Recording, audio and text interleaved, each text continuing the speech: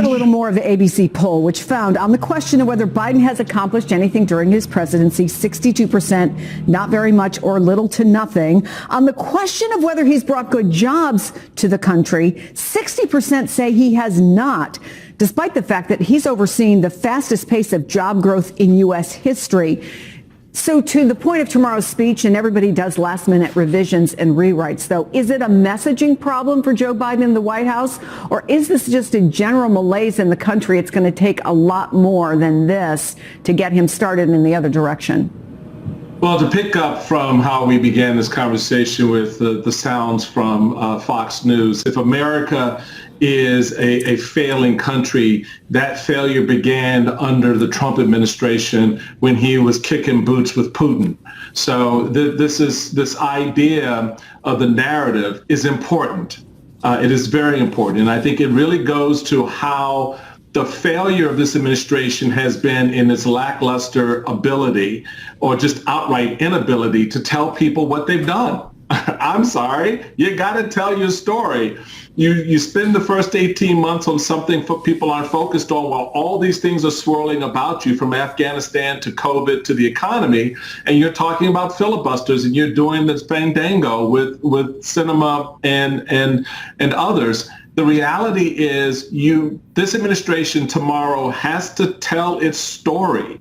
But let me stop you right there, because if I can, Michael, so when you say this administration, is it the folks that they'll put out, or does the president have to address it in the State of the Union speech? And if so, how? It's both. You can't, it's not a one-off. You just can't put it all on one person and say, all right, now go sell this in an hour speech. You've got to reinforce that messaging with your cabinet officials, with the department heads, the messages that are coming out of the various agencies of the federal government, number one. But yes, the overarching theme setter is the president. He's the one who's going to tell the story. He's the one who's going to say, this is where we were, and this is where we are, and this is where we will be tomorrow. It really is taking the Reagan-esque 1984 Morning in America message and updating it and asking the question, are you better off today than you were 4 years ago? There are 517,000 Americans who didn't have a job in January who now do. Tell that story.